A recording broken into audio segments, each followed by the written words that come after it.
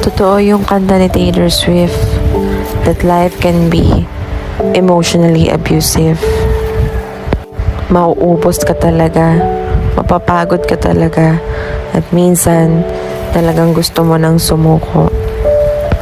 Hindi talaga lahat ng oras malakas tayo.